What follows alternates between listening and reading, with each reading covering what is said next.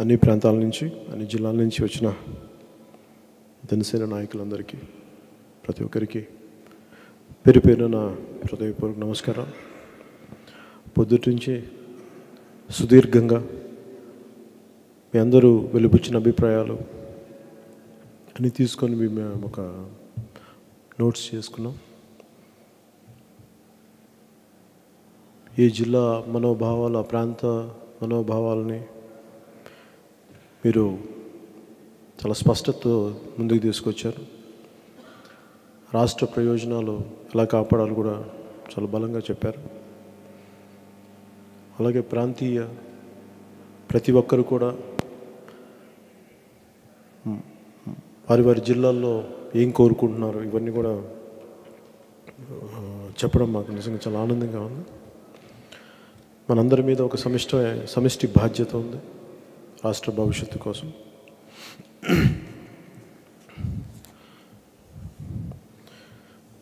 దాదాపు 62 మంది పైగా సుదీర్ఘంగా మీరందరూ చెప్పింది క్షుణ్ణంగా తీసుకొని ముందుగా ఒక సబ్ కమిటీని ఫామ్ చేశాం. ఈ సబ్ కమిటీ మరింత లోతుగా దీని మీద విశ్లేషణ జరిపి మరింత అవగాహన చేసుకొని మనకి దీని మీద ఒక బలమైన దిశానిర్దేశం చేస్తుంది.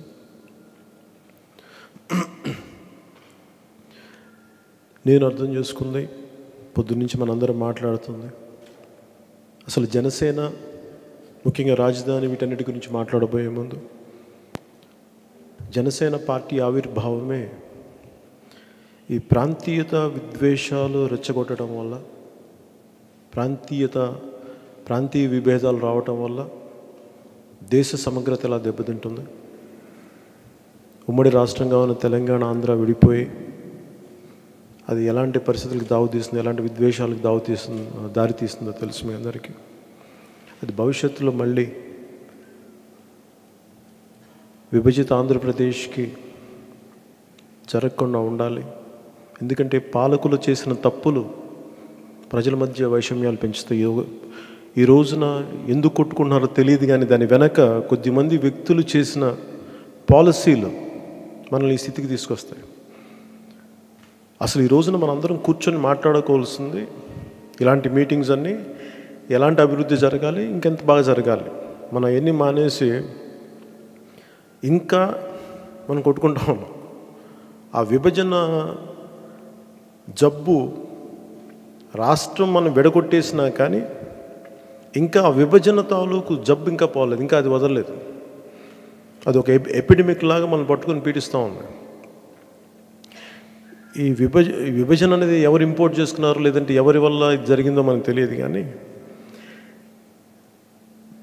భావితరాలు కానీ ప్రస్తుత తరాలు విపరీతంగా నష్టపోతాయి దీనివల్ల.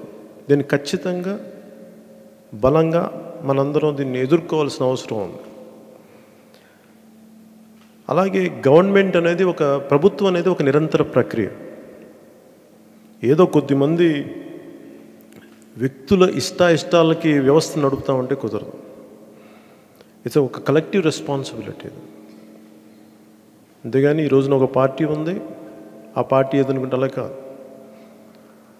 అనేక మంది ప్రజాప్రతినిధులు ఉంటారు, వాళ్ళు ప్రభుత్వంలో కూర్చున్న ఎవరైతే ఆ క్యాబినెట్లో కూర్చుంటారో, ప్రభుత్వ వ్యవస్థను నడుపుతారో వాళ్ళు దీనికి బాధ్యత వహించాలి. దానికి ఇవన్నీ కాకుండా ఇష్టానికి మీ ఇష్టాలని బట్టి మీరు నిర్ణయాలు తీసుకుంటానంటే దాని వెనుక ఎంతమంది ప్రజలు వారి బిడ్డల భవిష్యత్తు చిన్నాభిన్నం అయిపోతూ తెలిసే చేస్తారు. ఇది నేను అజ్ఞానంతో అమాయకత్వంతో మేము అనుకోవట్లేదు.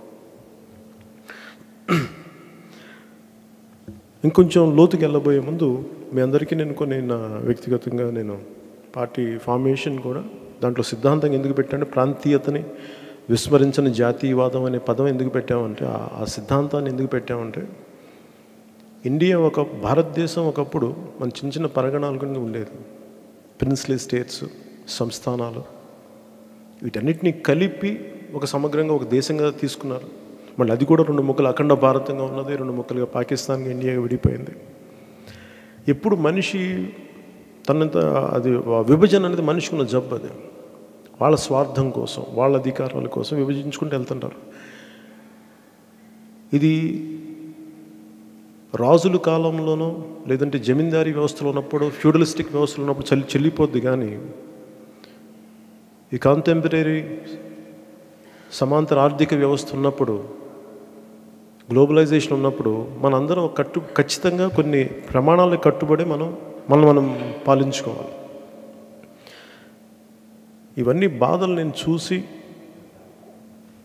చాలా ఆవేదన చెంది, జనసేన యాక్చువల్లీ విభజన అనే ఒక ఆవేదన ప్రజల్ని ఎలా హింసిస్తుంది, ఎలా బాధ పెడుతుంది, భవిష్యత్తుని ఎలా బాధ పెడుతుంది ఆవేదనతో నేను పార్టీ పెట్టిన అనేది.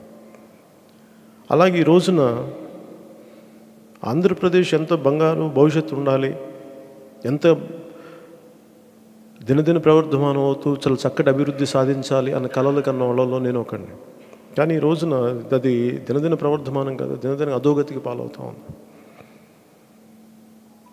అందరికీ వ్యక్తిగత లబ్ధి కోసం స్పష్టంగా ఒక అభిప్రాయం చెప్పే ధైర్యం లేదు ఎవరికి.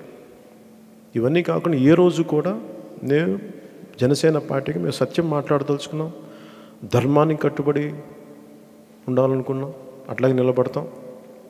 సో ఇప్పుడున్న పరిస్థితుల్లో ముఖ్యంగా ఆంధ్రప్రదేశ్ గురించి మాట్లాడుకోవాలంటే, మనం ఉమ్మడి రాష్ట్రంగా ఉండి విడిపోయిన తర్వాత మన పార్టీ ఎస్టాబ్లిష్ చేసిన తర్వాత గాంధీనగర్లో ప్రధానమంత్రి అభ్యర్థిగా నరేంద్ర మోదీ గారిని కలిసి సమస్యలను విన్నవించాను.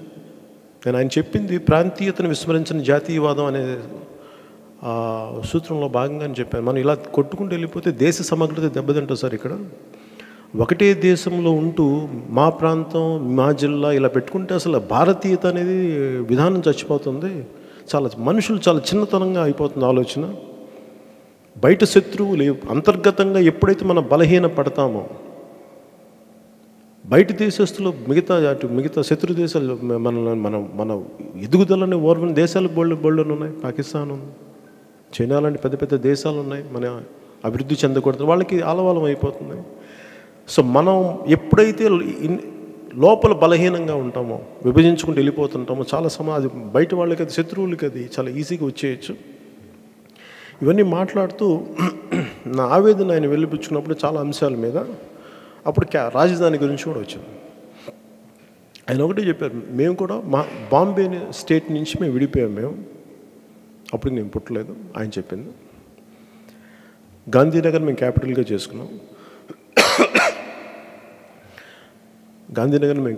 చేసుకున్నాం. మీకు కావాల్సింది చాలా బలమైన పాలన, ఒక చోట నుంచి బలంగా జరిగే మీకు ఒక ఎగ్జిక్యూటివ్ క్యాపిటల్ ఒకటి కావాలి. మీకు అన్నీ ఒక చోట ఉండే ఒక క్యాపిటల్ మీకు కావాలి. దానికి ఇంత భూమి అవసరం అవుతుంది. ఒకసారి మీరు వెళ్ళి గాంధీనగర్ అంతా చూడండి, మీకు అర్థం అవుద్ది. ఖచ్చితంగా నేను మీ ప్రాంత ప్రజలు, మీ రాష్ట్ర ప్రజలందరికీ నేను అండగా నిలబడతాను మీరు అని చెప్పి నా ఆవేదన ఆయన సంపూర్ణంగా అర్థం చేసుకున్నారు ఆ రోజున. ఆ తర్వాత మేము అనేక సార్లు మన ఎలక్షన్ టైంలో, క్యాంపెయినింగ్ టైంలో కూర్చుంటే చాలామంది మధ్యలో డిస్కషన్స్లో కూడా ఎక్కడ రాజధాని బాగుంటుంది. ఆ క్రమంలో నేను వైజాగ్లో తిరిగినప్పుడు వైజాగ్ చాలా బాగుంటుంది కదా నేను అన్నానంటే అది అందరికీ ఆమోదయోగ్యంగా ఉండాలి. ఈ క్యాపిటల్ అనేది కేవలం కొద్దిమంది కాదు. ఇట్లా చెప్పుకుంటా చాలా రకాల అభిప్రాయాలు చెప్పిన తర్వాత మేము తిరుపతి అనే డిస్కషన్ వచ్చింది, వైజాగ్ అని వచ్చింది, తర్వాత విజయవాడ అని వచ్చింది, ఇంకొంతమంది సార్ ఒంగోలు అని వచ్చింది, రకరకాల కర్నూలు అని వచ్చింది. దాదాపు 5-6 ప్రాంతాల మధ్యలో వచ్చినప్పుడు చాలా అభిప్రాయాలు వచ్చినాయి. ఇవన్నీ మీరు అందరం కూర్చొని ఎలక్షన్ల తర్వాత ప్రతిపక్షంతో కూర్చొని అధికారపక్షం ఎవరైతే అధికారులు ఆ రోజున ఎన్డీఏ అధికారంలోకి వస్తుందో తెలియదు, బీజేపీను టీడీపీ జనసేనతో మద్దతు వస్తారని కూడా తెలియదు. కానీ ఎవరు అధికారంలోకి వచ్చినా ప్రతిపక్షంలో ఉన్నా కానీ అందరం సమిష్టిగా కూర్చొని రాజధాని ఎక్కడ ఉండాలో నిర్ణయించుకుందాం, దాని ప్రకారం దాన్ని ముందుకు తీసుకెళ్దామని. ఆ తర్వాత జరిగింది, తెలుగుదేశం పార్టీ ఉంది, అధికారంలోకి వచ్చింది, భారతీయ జనతా పార్టీ మన అధికారం లేనప్పటికీ మన మద్దతు ఉంది ఎన్డీఏకి. అలాగే వైసీపీ ప్రతిపక్షంగా ఉంది. అందరూ కలిసి సమిష్టిగా అమరావతి అనే ఒక రాజధానిని తీసుకున్న తర్వాత ఆ రోజు ఇప్పుడున్న జగన్ రెడ్డి గారి స్పీచ్ కూడా మనం చూసాం. ఆ రోజుల్లో 13 జిల్లాలు చిన్న రాష్ట్రం అయిపోయింది, 23 జిల్లాలు పైగా ఉన్న చిన్న రాష్ట్రం అయిపోయింది, ప్రాంతాల మధ్య చిచ్చు పెట్టకూడదు, అందుకని మేము అమరావతిని మనస్ఫూర్తిగా ఆహ్వానిస్తున్నాం అని చెప్పిన వ్యక్తి ఆయన. నేను ఏం చెప్పాను? సో వాళ్ళు ఏకీభవించారు. అమరావతిని చెప్పినప్పుడు నా దృష్టికి వచ్చింది, సంతోషం. అందరికీ ఆమోదయోగ్యంగా ఉండే చోట అందరూ ఒప్పుకున్నారు. ప్రతిపక్ష నాయకులు ఒప్పుకున్నారు, కేంద్ర స్థాయి నాయకులు ఒప్పుకున్నారు, మిగతా అందరూ ఒప్పుకున్నారు. ఆ రోజున ఏ ఒక్కరు కూడా ఏ ఒక్క జిల్లా నుంచి కూడా అసమ్మతి గళం వినిపించలేదు. ఎవరి కోపాలు లేవు, తాపాలు లేవు. చెప్పినాక సమస్య 1-2 చోట్ల ఎక్కడ వచ్చిందంటే ఎంత కావాలి భూమికి. దీనికి నేను ముందు నుంచి ఒకటే మాట చెప్పాను, ఎంత భూమి కావాలి దీనికి. అది 3,000 ఎకరాల నుంచి 30,000 ఎకరాలు, 20,000 ఎకరాలు, ఇది డిబేటబుల్. నేను ఇది కూడా ఆలోచించాను, 3,000 ఎకరాలు సరిపోద్ది కదా, 2,000 ఎకరాలు అంటే అర్బన్ సిటీస్, నగరాలు అనేది గ్రోత్ ఇంజిన్స్ బేసిక్. ఎందుకు నేను అనుకున్నాను చిన్నగా చేసుకోవచ్చు కదా 2,000 ఎకరాలు 3,000 ఎకరాలు అంటే. చాలామంది అందరూ ఆ రోజున కేంద్ర మంత్రులు అందరూ కూడా కూర్చొని చెప్పింది ఏంటంటే ఇది గ్రోత్ ఇంజిన్. మీకు ఫస్ట్ టైము ఒక రాష్ట్రం చాలా క్లీన్గా ఉంది, క్యాపిటల్ లేదు, ఎంత గొప్పగా చేసుకోవచ్చు మీరు, గొప్ప గ్రోత్ ఇంజిన్లా ఉంటుంది సిటీ. ఒక అర్బన్ ఒక బలమైన నగరాన్ని నిర్మించుకుంటే. నాకున్న సందేహం ఏంటంటే ఒకేసారి ఇంత నగరాన్ని నిర్మించవచ్చా? రోమ్ అనేది ఒక రాత్రిలో నిర్మించబడలేదు కదా, అలాగంటే అది కూడా అందరూ ఒప్పుకున్నారు దానికి. ఆ రోజున ఒక రాత్రిలో అవ్వదు, కానీ ఇది అంచెలంచెలుగా చేసుకోవచ్చు. కానీ తర్వాత ఎక్కడో కానీ ఇంత భూమి ఇస్తారా అంటే తర్వాత దాన్ని ల్యాండ్ పూలింగ్ అని భూ సమీకరణను ఇది చేసుకుంటూ వెళ్ళారు. ఆ తర్వాత నేను వదిలేశాను. ఒక 6 months 1 year ప్రాసెస్లో నేను అసలు అంటే సవ్యంగా జరుగుతున్నాయని చెప్పాను. కానీ ఎక్కడైతే మీరు భూసేకరణ మనకి రాజధాని అమరావతి రైతుల సమస్య ఆ రోజు నుంచి ప్రారంభమైంది, ఈ రోజు నుంచి కాదు. ఆ రోజున అమరావతి రైతులు ఇష్టపడిస్తున్నారా, ఇష్టం లేకుండా ఇస్తున్నారా అనేది కొంతమంది మాకు ఇష్టం లేకుండా మాకు ఇవ్వాలని ఇష్టం లేదనుకున్నప్పుడు ఆ రోజున నేను మద్దతు తెలిపిన తెలుగుదేశం ప్రభుత్వానికి నేను విన్నవించుకుంది, రైతు కన్నీరు పెట్టి మీరు రాజధాని నిర్మించకండి. ఏ రైతైనా సరే రైతు కన్నీరు. ఎందుకంటే ఇక్కడ ఉన్నది కూడా ఆ రోజు నేను నిలబడింది అందరికీ కూడా వైసీపీ గ్రామాలకి నిలబడ్డాను నేను. ఆ రోజున దాదాపు 40% మంది ఇక్కడ ఎస్సీ ఎస్టీ వర్గాలు. ఇక్కడ దాదాపు 8,000 ఎకరాలు అది మనకి అసైన్డ్ భూములు కానీ దానికి సంబంధం అలాంటివి కానీ అన్ని కలిపి 7,000 నుంచి 7,850 నుంచి 8,000 పైచిలుకు ఎకరాలు ఎస్సీ భూములు ఉన్నాయి ఇక్కడ. వాళ్ళందరూ అడిగేది మాకు సమాంతరంగా మాకు మిగతా వాళ్ళతో సమంగా మాకు ఇవ్వండి అంటే దానికి వాళ్ళు పోరాటం చేసి ఇంకొక 200 గజాలు ఎక్స్ట్రాగా ఇవ్వడం జరిగింది. అలాగే మా భూములు కొంచెం రాజధాని పరిధిలో లేకపోయినప్పుడు మా భూములను తీసుకుంటున్నారని చెప్పి బేతపూడి కానీ పెనుమాక కానీ ఇలాంటి గ్రామాలు పెట్టినప్పుడు నేను తెలుగుదేశం ప్రభుత్వం అప్పటి ముఖ్యమంత్రి చంద్రబాబు గారికి కూడా నేను చాలా స్వయంగా నేనే విన్నవించుకొని మీరు మటుకు భూసేకరణ చట్టాన్ని ప్రయోగిస్తే మటుకు రైతు కన్నీరు పెడితే మటుకు నేను బయటకు వచ్చి చాలా బలంగా రైతులు తరపు నేను పోరాటం చేయాల్సి వస్తుంది. భూ సమీకరణతో వాళ్ళు ఇష్టపడి ఇస్తే మీరు భూములు తీసుకోకండి, కానీ దయచేసి వాళ్ళు భూములు లాక్కోవద్దని పదే చెప్తే వాళ్ళు భూ సమీకరణ మీద వెళ్ళారు తప్ప ఈ రోజుకి బేతపూడి కానీ పెనుమాక కానీ ఉండవల్లి కానీ దాని నుంచి బతుకున్నాయి అంటే అది జనసేన తాలూకు బలమైన ప్రయత్నం. గత ప్రభుత్వంలో ఎంతో కొంత ఒక ప్రజాస్వామ్య కొంత విలువ ఇచ్చారు ప్రజాస్వామ్యానికి. ఈ ప్రభుత్వంలో నేను ముందు నుంచి చూస్తుంది కూడా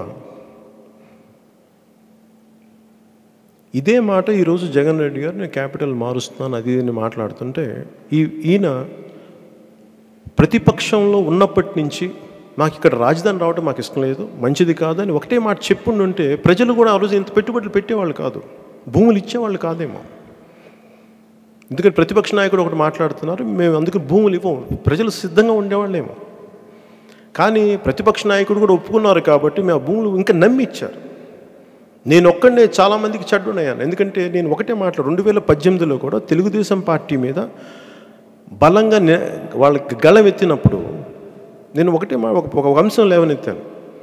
మీరు ఇన్ని వేల ఎకరాలు తీసుకున్నారు, రేపు పొద్దున వేరే ప్రభుత్వం వస్తే గ్యారంటీ ఉంటుందా అని మీరు ఏమైనా ఆలోచించారా అని అడిగాను ఆ రోజున ఇదే మంగళగిరిలో. అలాంటి ఎందుకంటే వాళ్ళందరూ ఎందుకు దాని పెద్ద వాళ్ళు మేము రాకపోయినా వేరే వచ్చిన ప్రభుత్వం చేయాలి అనేది ఏదో మాట్లాడటం చూశాను. ఎందుకంటే ప్రభుత్వం అనేది నిరంతర ప్రక్రియ. ఈ రోజున టీడీపీ ఉండొచ్చు, ఈ రోజున వైసీపీ ఉండొచ్చు, రేపు పొద్దున ఇంకొకటి రావచ్చు. కానీ ప్రభుత్వాలు మారి వ్యక్తులు మారుతున్నంత కాలం విధానాలు మారుతాయి, మేము రాజధానులు మార్చేసుకుంటామంటే అది ఎలాంటి వాటికి దారి తీస్తుంది. ఇవన్నీ మనం చాలా క్షుణ్ణంగా ఆలోచించాలి. అలాగే అమరావతి రైతులకు సంబంధించి వాళ్ళు ఎవరు అడగలేదే మాకు ఇక్కడ క్యాపిటల్ పెట్టమని. 3 పంటలు పండే భూములు, 2 పంటలు పండే భూములు, ఈ రోజుకి మీరు భూములు ఆ రోజున మనం రక్షించిన బేతపూడి భూముల్లో ఈ రోజుకి 3 పంటలు పండుతాయి. బిడ్డను చదివించుకుంటూ ఉంటారు. మరి అలాంటిది 27,000-30,000 మంది ఎకరాలు, 27,000 పైచిలకు కుటుంబాలు, అంటే దాదాపు కుటుంబానికి 1,00,000 ఒక నలుగురు వేసుకున్నా కానీ అది 1,00,000 మంది పైకి జనం. అది వాళ్ళ స్వార్థం కోసం ఇవ్వలేదే.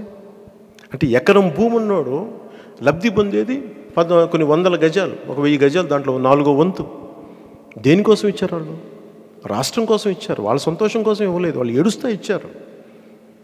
ఆ రోజున బాధ పెట్టే సన్నివేశాలు ఏంటంటే పంట పండిన భూములు కూడా తొక్కేశారు ట్రాక్టర్లతోటి. అంటే చేతికొచ్చిన పంటను కూడా వదిలేసుకొని త్యాగం చేశారు వాళ్ళు రాష్ట్రం కోసం అమరావతి రైతులు.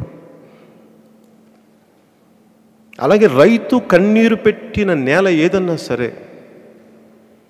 అది దహించేస్తుంది వాళ్ళకి న్యాయం జరగనప్పుడు. ఈ ప్రభుత్వం ధర్మం తప్పింది. ప్రతిపక్ష నాయకులుగా ఉన్నప్పుడు మాకు అమరావతి ఇష్టం లేదు అని చెప్పి ఈ రోజున ఆయన క్యాపిటల్ మారుస్తారంటే ఆయన ధర్మం తప్పలేదు, పద్ధతే. కానీ ప్రతిపక్షం ఉన్నప్పుడు 13 చిన్న జిల్లాలు, దీంట్లో మనకి చిచ్చులు పెట్టకూడదు ఇంకొక చోట అని చెప్పిన వ్యక్తి ఈ రోజున మళ్ళీ కూర్చొని మారుస్తానంటే ధర్మం తప్పటమే అది. ఈ రోజున అమరావతి రైతుల మీద కేసులు పెట్టి ఇబ్బందులు పెడతా ఉంటే వాళ్ళు దేనికోసం ఫైట్ చేస్తున్నారు? వాళ్ళు ఎవరో ఒక వ్యక్తిని నమ్మి ఇవ్వలేదు, ప్రభుత్వాన్ని నమ్మిచ్చారు. రాజ్యాంగం మీద మేము అది మనకి సాక్షి రాజ్యాంగాన్ని మేము చట్టబద్ధంగా మేము అమలు చేస్తామని చెప్పి ప్రమాణం చేసిన వ్యక్తులు వ్యవస్థకి ఇచ్చారు వాళ్ళు. కానీ వ్యవస్థను నడిపే వ్యక్తులు ఈ రోజున మేము ఆ రోజు అలా అన్నాం కానీ ఈ రోజున తూచి మేము మాట మార్చుకుంటామంటే దాని పర్యవసానాలు ఏం జరుగుతాయో ఊహించగలరా ఎవరన్నా? కడుపు మండిన వ్యక్తి ఏ స్థాయికి వెళ్తాడో ఊహించగలరా? అసలు వాళ్ళకి అవగాహన ఉందా? ఇవన్నీ చాలా మనం లోతుగా ఆలోచించిన అంశాలు. ఇవన్నీ రైతుల గురించి మాట్లాడుతుంటే నిద్రాహారాలు మాని రోడ్ల మీదకి రావాల్సిన దుస్థితి ఏంటంటే రైతులకి. వాళ్ళు ఏం తప్పులు చేశారు? వాళ్ళ భూములు ఇవ్వడం వాళ్ళు చేసిన పాపమా? వాళ్ళ ఫండమెంటల్ రైట్స్, మేము భూమి ఇచ్చాం, మా భూమి ఏమైపోయిందని అడిగితే వాళ్ళ మీద కేసులు పెడతారా? హత్యాయత్నాలు పెడతారా వాళ్ళ మీద? అసలు ఆ పరిస్థితి వచ్చింది మీరు కాదు. పరిస్థితులు ఉత్పన్నం చేసిందే మీరు క్రియేట్ చేశారు. మీరు అండగా నిలబడాల్సింది రైతులకి మీరు కేసులు పెడతానంటే న్యాయం చేయకపోగా ఇవన్నీ జరుగుతూ ఉంటే మేము చూస్తూ ఊరుకుంటామా? మేము ఈ రోజుకి వైసీపీ జగన్ రెడ్డి గారు స్పష్టత లేదు. ఇంకా వాళ్ళు వైజాగ్ క్యాపిటల్ ఇంకా చెప్పలేదు. ఇంకా వాళ్ళు మనందరూ అర్థం చేసుకోవాల్సింది, వైజాగ్లో మేము క్యాపిటల్ని నిర్మిస్తున్నాం అని చెప్పలేదు ఇంకా వాళ్ళు. అలాగే కర్నూలులో హైకోర్టు పెడుతున్నాం అంటానికి అసలు హైకోర్టులో వీళ్ళు కర్నూలు పెట్టడానికి వీళ్ళకి అధికారం ఉందా? అసలు వీళ్ళకి అలాంటి చట్టబద్ధత, అలాంటి అధికారాలు అసలు రాష్ట్ర ప్రభుత్వానికి ఉన్నాయా? లేదంటే ప్రెసిడెంట్కి ఉందా? కేంద్ర ప్రభుత్వానికి ఉందా? రాష్ట్ర ప్రభుత్వానికి ఉందా? అసలు ముందు దీని మీద చాలా స్పష్టత ఇవ్వాలి. మనం ఈరోజు అడగాల్సింది ఏంటంటే వైసీపీని, అసలు ముందు మీరు స్పష్టత ఇవ్వండి. వైజాగ్లో మేము క్యాపిటల్ని మేము క్యాపిటల్గా మేము నిర్ణయిస్తున్నాం వాళ్ళు చెప్పాలి. వాళ్ళ నాయకుడు ఎవరు? మేము భీమిలిని రాజధాని అంటే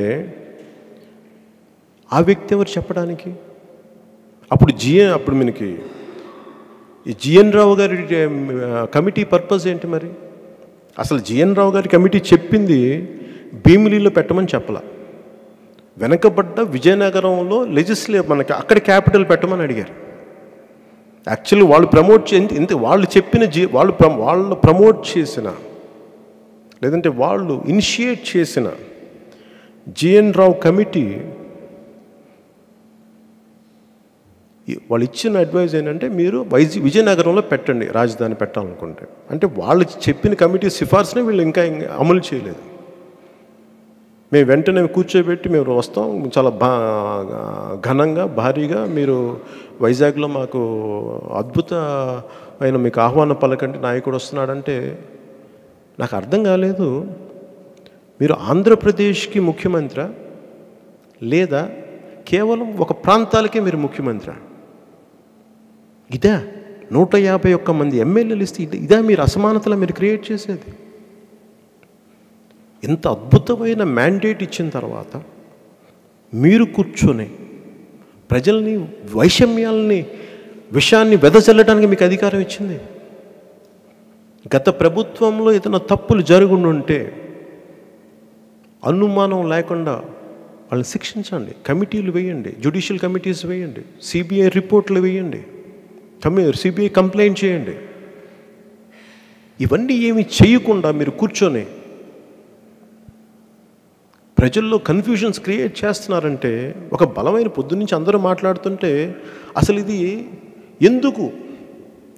ఒకటి, కర్నూలులో హైకోర్టు పెట్టాలంటే హైకోర్టు అది కూడా ప్రజలను మోసం చేయడమే. కర్నూలు రాయలసీమ ప్రజలను కూడా మోసం చేయటమే.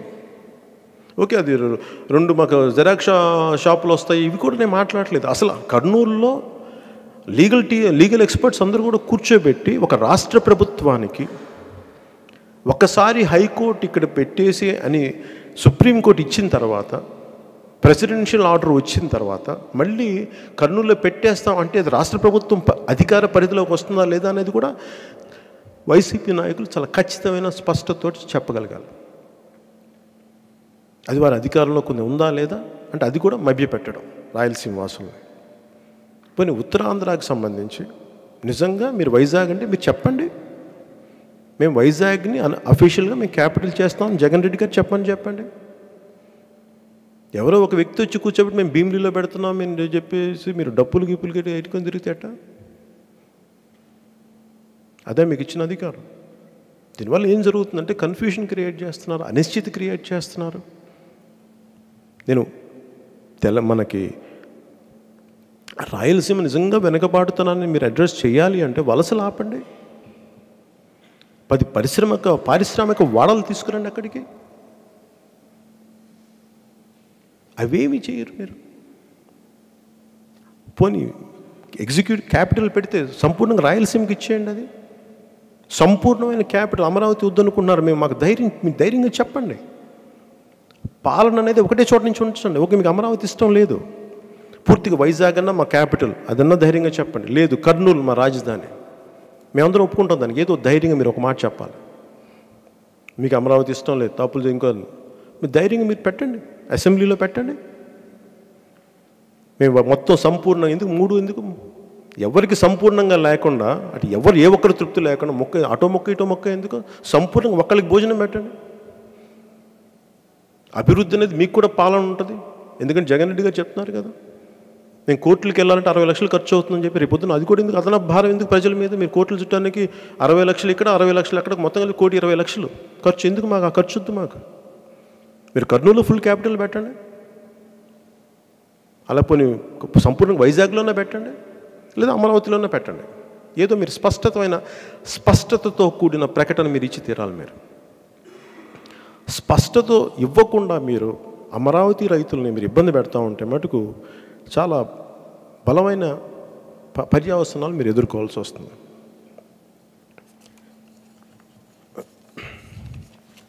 అనేక అంశాల్లో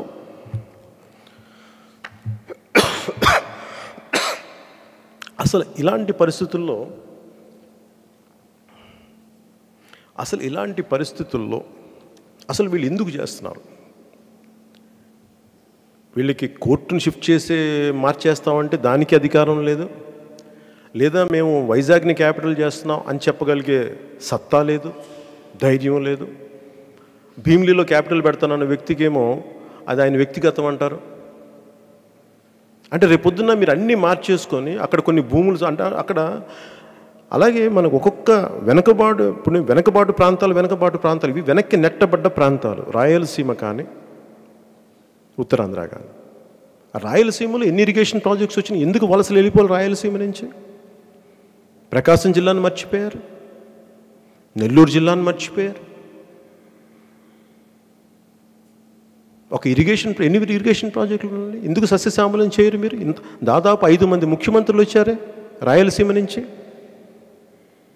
5 ముఖ్యమంత్రులు వచ్చిన రాయలసీమ ఇంకా వెనకబడి నెట్టబడి ప్రాంతం. మరి మీరెందుకు వేల కోట్లు ఎలా వచ్చినాయి? మీ చేతులకు లక్షల కోట్లు ఎలా వచ్చినాయి? ప్రజలు వలసలు వెళ్ళిపోవాలి. అలాగే ఈ రోజున మన ఉత్తరాంధ్ర గురించి మాట్లాడితే, అలాగే రాయలసీమ నుంచి ఒక ఫ్యాక్టరీ ఎందుకు రాలేదు మీరు? మన అర్జెంటుగా స్టీల్ ఫ్యాక్టరీని మీరు ఓపెన్ చేశారు, మరి దానికి ప్రధానమంత్రి గారు ఎందుకు రాలేదు? అలాంటి పెద్ద ఫ్యాక్టరీ ఒకటి రావాలి అంటే కేంద్రం సహకారం లేకుండా జరుగుద్దా? కనీసం ఒక మినిస్టర్ ఆఫ్ స్టేట్ వచ్చారా కనీసం దాని ఓపెనింగ్కి? అది కూడా మభ్య పెట్టడమే. అది కూడా ఇప్పుడు నిజంగా మీకు ఉత్తరాంధ్ర మీద ప్రేమ ఉంటే,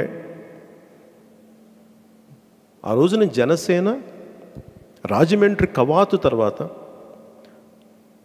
టిట్లీ తుఫాన్ వస్తే మేము మన కార్యకర్తలందరికీ, జనసేన కార్యకర్తలందరికీ పేరు పేరున ధన్యవాదాలు తెలుపుకుందామంటే కూడా టిట్లీ తుఫాన్ వస్తే, అరే ముందు మన వాళ్ళు అన్యాయం అయిపోయారు అక్కడ, పాపం పట్టించుకున్న వాళ్ళు లేరంటే మేము వెంటనే హడావుడిగా కనీసం గంట అయిపోయిన రాత్రి నెక్స్ట్ ఒక 2-3 గంటలు బయలుదేరిపోయాం. మేము వెళ్ళిపోయి శ్రీకాకుళం చేరుకుంటే ఆ రోజున ఎక్కడున్నారంటే, ఈ రోజున ప్రేమ ప్రకటించే నాయకులందరూ ఒక్కళ్ళు బయటికి రాలేదు.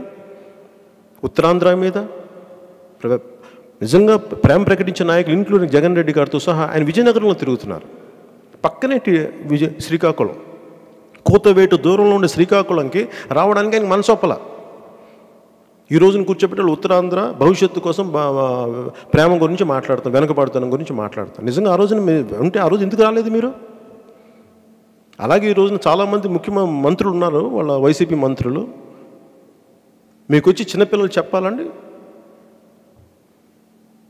ఉత్తరాంధ్ర యువత వచ్చి చెప్పాలా మాకు జనసేనకి? మీకు తెలియదా? మీరు పరిణితి చెందిన నాయకులు కాదు. ఈ రోజున మీరు కూర్చోబెట్టి అర్జెంట్గా ఉత్తరాంధ్ర మీ ప్రేమ వచ్చిందా? ఉద్దానం సమస్య దశాబ్దాలుగా పట్టి పిడుస్తుంటే మీరు అందరూ ఎక్కడున్నారు? మీ కోటల్లో కూర్చున్నారా? మీ అందరూ ఎన్ని వేల మంది చనిపోతుంటే మీరు అందరూ ఎక్కడున్నారు? ఆ రోజున ఏమైంది మీ ఉత్తరాంధ్ర మీద ప్రేమ? ఈ రోజున ఉత్తరాంధ్ర మాండలికాన్ని గౌరవించారా మీరు? దానికోసం పరిరక్షణకి పాటుపడ్డారా మీరు? అది ఎవరు చేయలేరు, ఎందుకంటే దాంట్లో డబ్బులు ఉండవు కదా. అలాగే పంచగ్రామాలు కానీ ఈ రోజున ఉత్తరాంధ్ర భూములు చాలామందికి ఉత్తరాంధ్రకి రాజధాని వస్తానంటే మంచిదే, కానీ ఎందుకు అయోమయం ఉంది ఉత్తరాంధ్ర ప్రజలు? ఇంకా భయం ఎందుకు ఉందంటే భూములు వాళ్ళ చేతుల్లో లేవు.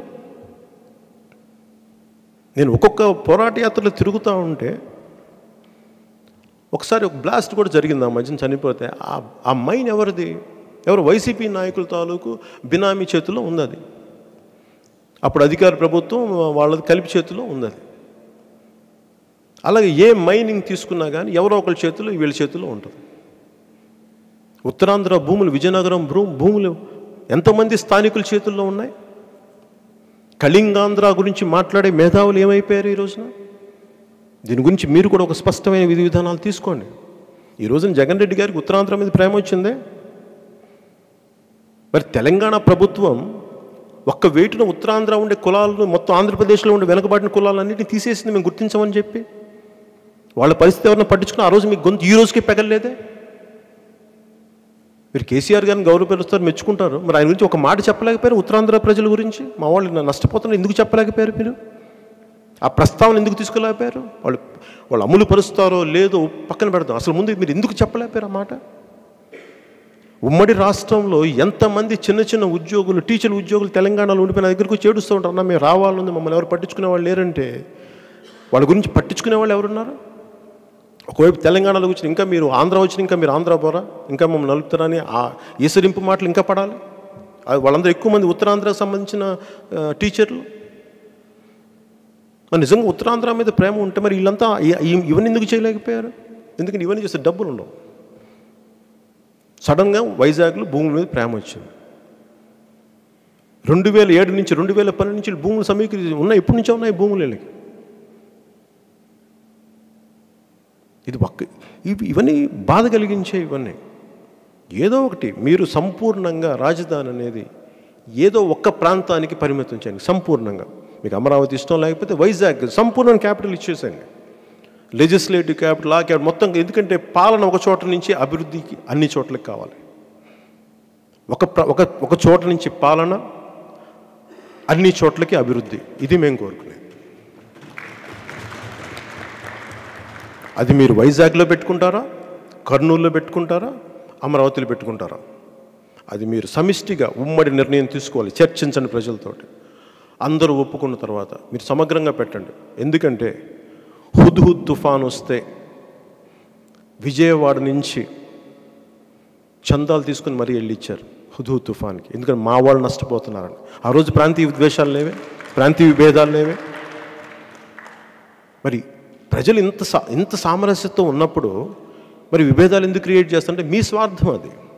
అందుకని ఈరోజు కోరుకునేది మేమేంటంటే ఒక చోట నుంచే పాలన ఇవ్వండి, అన్ని చోట్లకి అభివృద్ధి చేయండి. అది మీరు కర్నూలులో పెట్టుకుంటారా, వైజాగ్లో సంపూర్ణంగా పెట్టుకుంటారా, లేదంటే మీరు మీ చెప్పిన మీరు ఇనిషియేట్ చేసిన జీఎన్ రావు కమిటీ చెప్పి విజయనగరంలో పెట్టుకుంటారా, ఒక్క చోట పెట్టండి. అలా కాకుండా అలాగే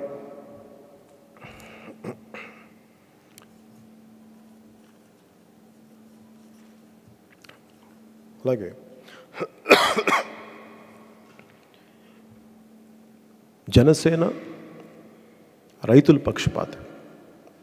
ఏ రోజున కూడా అన్నం పండించే రైతు, అన్నం పెట్టే రైతు, అన్నదాత అయిన రైతు కన్నీరు పెడితే దేశానికి మంచిది కాదు. అలాంటి రైతు ఈ రోజున ప్రజలు బాగుండాలి, రాష్ట్రం బాగుండాలని చెప్పి ఒక రాష్ట్ర ప్రభుత్వానికి ఇచ్చారు. ఆంధ్రప్రదేశ్ రాష్ట్ర ప్రభుత్వానికి వాళ్ళు భూములు ఇచ్చారు.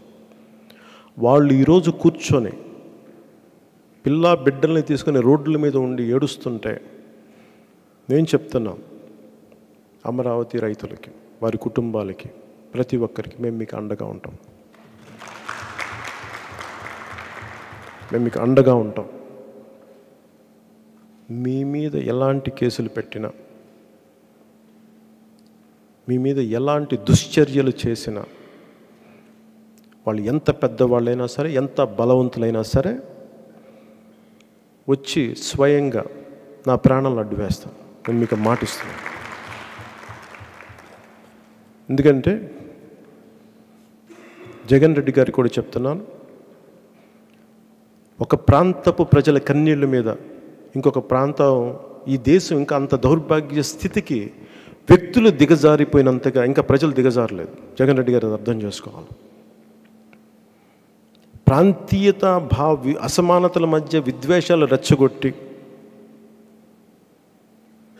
మీరు పబ్బం గడుపుకుందామంటే వ్యక్తులు అంత స్వార్థపరులు, ప్రజలు అంత స్వార్థపరులు కాదు. ప్రజలు ఇంకా మానవత్వం ఉంది. ఇంకా అందువల్ల ఈ సమాజానికి విచ్ఛిన్నం కాకుండా భారతీయ సమాజం ఇంకా చాలా బలంగా ఉంది. ఎంతమంది పొద్దుటి నుంచి 62 మంది సభ్యులు మాట్లాడుతూ ఉంటే ప్రతి ఒక్కరు అడిగింది ఫస్ట్ భూములు మన కోసం వాళ్ళు ఇచ్చింది, అమరావతి రైతులు ఇచ్చింది రాష్ట్ర ప్రయోజనాలకు ఇచ్చారు. 5 కోట్ల మంది ఆంధ్రులకు ఇచ్చారు. వాళ్ళ భూములు కొద్ది మందికి కాదు. సో ముందు మన రైతులకి అండగా నిలబడదాం. ఆ రాజధాని అన్ని చోట ఎక్కడ ఒక చోట పెట్టుకోమని చెప్పండి. అది కర్నూలు, వైజాగ్, అమరావతి ఏదో డిసైడ్ చేసుకోమని చెప్పండి. దానికి అందరి ఏకాభిప్రాయం సాధించుకోండి. ఏకాభిప్రాయం సాధించుకొని మీరు ఎక్కడైనా పెట్టుకోండి, మాకు ఇబ్బంది లేదు. అలా కాకుండా ప్రజల్ని విడగొట్టి విభజిస్తానంటే ఇది మేము చేతులు మడుచుకొని కూర్చోం. అలాగే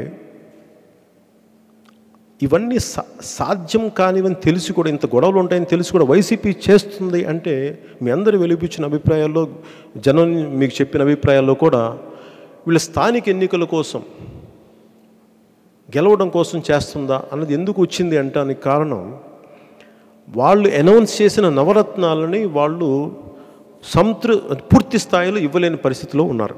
ప్రజలు ఆ ప్రశ్నలను అడగకుండా ప్రత్యర్థి పార్టీలను ఇబ్బంది పెడితే ఇలాంటి విధి విధానం ఒకటి పెడితే 3 రాజధానులు పెడితే అందరూ కామ్గా సర్దుకుంటూ ఉంటారు అనే ఉద్దేశంతో పెట్టింది తప్ప నిజానికి దీని వెనక వాళ్ళకి నిజంగా ప్రజలకి అండగా ఉండాలని లేదు, రాయలసీమకి హైకోర్టు తీసుకురావాలని లేదు, వైజాగ్కి క్యాపిటల్ షిఫ్ట్ చేయాలని లేదు, కేవలం ప్రజల్ని కన్ఫ్యూజన్ చేయడానికి తప్ప.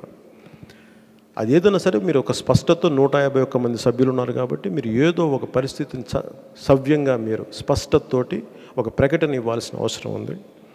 అలాగే అమరావతి రైతుల మీద జోలికి వస్తే మటుకు, అమరావతి రైతులు జోలికి వస్తే మటుకు, అలాగే పోలీస్ శాఖ వారికి కూడా విన్నవించుకుంటాం, దయచేసి మీరు వైసీపీ నాయకులు చెప్పిన దానికి మీరు ఒత్తిడికి లోనై దయచేసి కేసులు పెట్టకండి.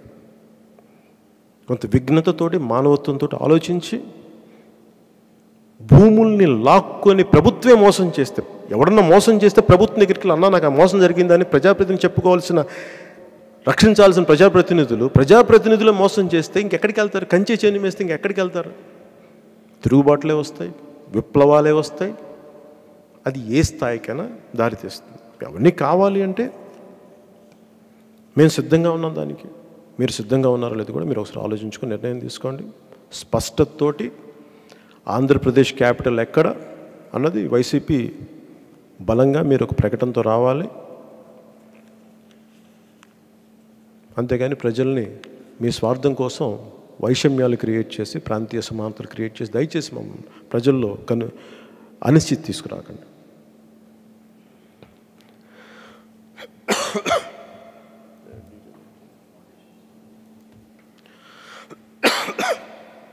అమరావతి రాజధానికి సంబంధించి ఇది ఒక్కళ్ళు చేసింది కాదు కదా.